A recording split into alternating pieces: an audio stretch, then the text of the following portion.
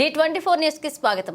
ప్రజల మౌలిక అవసరాలు తీర్చడమే కూటమి ప్రభుత్వ లక్ష్యమని ఎమ్మెల్యే జ్యోతుల నెహ్రూ అన్నారు. ఎలేస్పురం నుండి వయా నరేంద్రపట్నం మీదుగా జగ్గంపేట కాకినాడ వరకు రింగ్ రోడ్ కు ఆర్టీసీ బస్ సర్వీసు ప్రారంభించారు. ముందుగా కెర్లంపూడి మండలం సోమవారం గ్రామ వెంకటేశ్వర స్వామి ఆలయం వద్ద ప్రత్యేక పూజలు నిర్వహించి ఆకుపచ్చ జెండా ఊపి బస్సు సర్వీస్ ప్రారంభించారు ఎమ్మెల్యే జ్యోతుల నెహ్రూ. అనంతరం బస్సులో కొద్దిసేపు దూరం ప్రయాణించారు.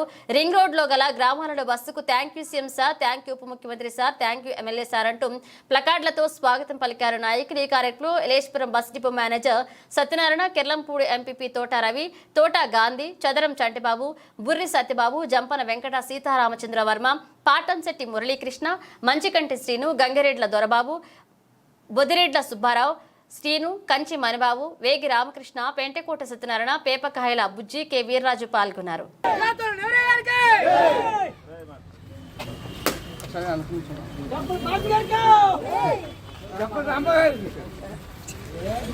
ఈసారి కొద్దిగా గ్యాప్ ఇవ్వండి. అటు వెళ్ళిపోండి, బాయ్స్ కనపడతారు. మీరు అటు వెళ్ళిపోండి, జెండా పట్టుకున్నారు కాబట్టి. బాయ్స్ కనపడతారు.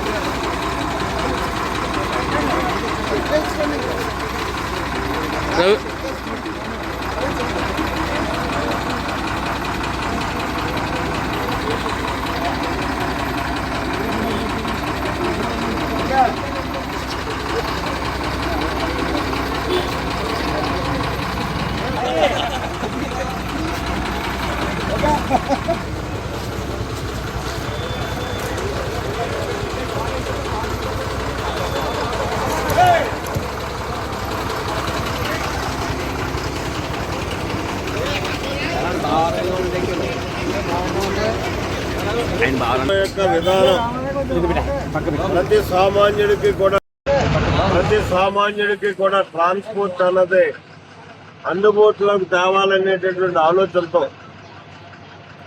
తెలుగుదేశం ప్రభుత్వంలో ఇదే బస్సు ఈ రూట్ అండ్ తిరిగేటటువంటి పరిస్థితి ఉండేది. ధర్మిలో వచ్చినటువంటి ప్రభుత్వం దాన్ని నిలుపుదల చేసింది. ఆర్టీసీ అంటే లాభ నష్టాలతో బేరీజ్ కాదు, సామాన్యుడికి అందుబాటులో ఉండాలి. మళ్ళీ ఈరోజు తెలుగుదేశం ప్రభుత్వం వచ్చిన తర్వాత ఈ బస్సుని ఏలేశ్వరం నుంచి మొదలుకొని ఇలా వయా నరేంద్రపట్నం మీదుగా మరి జగ్గంపేట కాకినాడ వరకు తిరగడం జరుగుతుంది.